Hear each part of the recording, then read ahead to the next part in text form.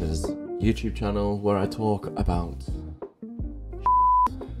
Today we're talking about a charming little camera which is about as small as my self-esteem. It is the Kodak Ektar H35 and I thought it was a good time to do a mini review on this because half frame's kind of doing the rounds right now with the Pentax 17. So I've had this camera for about 2 years. The H35, it has been in my pocket, it's been on my travels, it's just kind of been there to replace my iPhone photos and for me not to like care about it. So yeah, let's have a look at the build, let's have a look at what it means, what it does. The Kodak Ektar H35 is a half frame film camera that's all about simplicity and portability. With its retro design and vibrant colour options, it's like your grandma's attic had a baby with a hipster cafe. It's a real eye catcher. How does it perform? How does it work? Is it worth your money? Or is it just a plastic toy? Let's have a look into the build. First off, the Kodak Ektar H35 is so lightweight and compact, and I feel like people would mistake it for a toy, and let's be kind of honest, it kind of is a toy. It feels like a toy. It's got a plastic body and it is surprisingly solid, which is more than I can say for my life choices.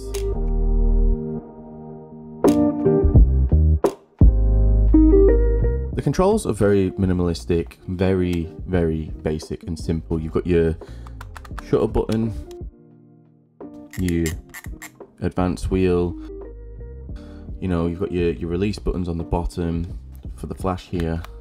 Then you've got a viewfinder, which is about as accurate as my New Year's resolutions. No frills, just the basic. It's perfect for those who want simplicity, straightforward, no nonsense, run and shoot. Is it run and gun? Now let's talk about the performance of this. So the H35 is a 35mm half frame camera, which means you get around 72 shots per roll through this. So what essentially it does, you have your 35mm roll, the viewfinder or where the shutter is half the size of 35mm.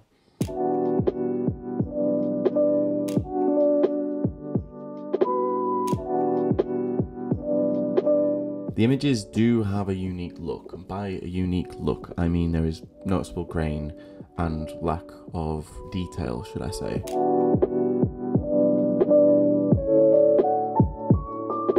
As it is half the quality of a 35mm. If you're after something for detail, portraiture, I'd probably stay clear of this.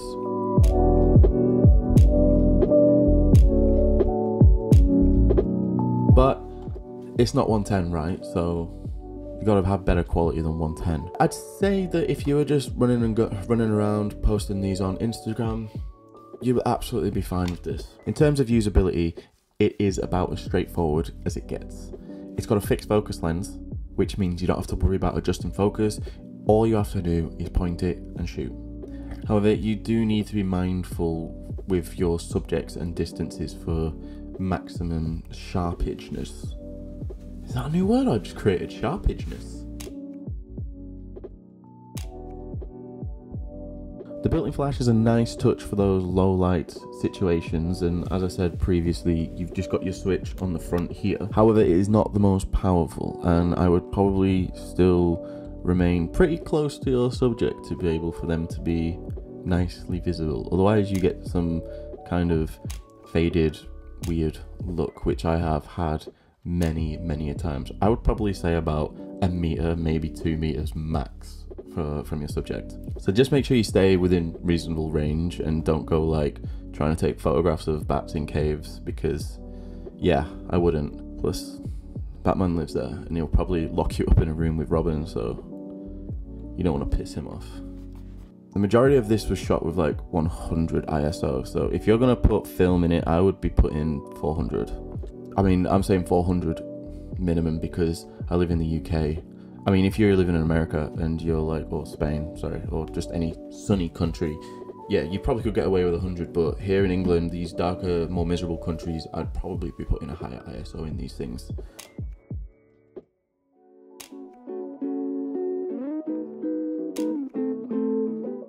The viewfinder is, if you look through your viewfinder this way, it is vertical. If you look through it this way, it is landscape. Like, that takes me time to get used to. So who's this camera for? I would say it is for hobbyists, people who just want to have fun, or anyone who just wants to feel like they're living back in the 80s with a little retro camera. Its ease of use combined with the charm provides you with a nostalgic experience of photography. Plus it's a great way to just impress your friends at a party, like, yo, I shoot film. Yeah, because I'm sure that's how everyone communicates at parties nowadays. God, it's been a long time since I went to a party. I mean, you don't get cameras looking like this anymore. They're all like black and plastic and look like alien turds. It's still something which is affordable, attainable. This camera delivers a distinct and vintage aesthetic in the world. And by distinct, I mean low quality and blurry, but still fun. You don't need to have high quality and perfect sharpness or perfect focus to be fun. Trust me, I know. Plus you're getting more for your money with this camera. Like, it's swings and roundabouts. By the way, I have no idea what swings and roundabouts means. Everyone says it around me. I just am using it for the first time today. So yeah, that's kind of like my experience with this thing. I wouldn't advise anyone with analog cameras to go and buy one. I'm not trying to sell it to you guys. However, I've given it to people who have had no camera experience, analog camera experience. I gave it to a little hamster person who I know as they went on a trip to New York, and kind of wrote some instructions like on the back of it on some tape. And she came back with like, I mean, out of 72, I'd probably say like 60% were good. It's designed to be user-friendly. It's to invite people into analog photography, and I think I'm all for that. I'm more than happy with that. And I know there's the release of the Pentax 17, which is a bit more robust, and I'm thinking that's more of a pricier option, where this cost me, I think it was £45 from Analog Wonderland. Plus, look at this. You get a cool little strap with it, like. Anyway, yeah, that's it. Thanks for watching, and that's just been my opinion. That's my experience with this thing for the last 2 years. I like it. Wouldn't go mental about it, but I'm happy I've got one. I've captured some fun drunken memories with it and all sorts of stuff. So yeah, if you've got one, let me know how your experience is with it and what you think. And remember, it's not about the gear, it's about the person behind the camera.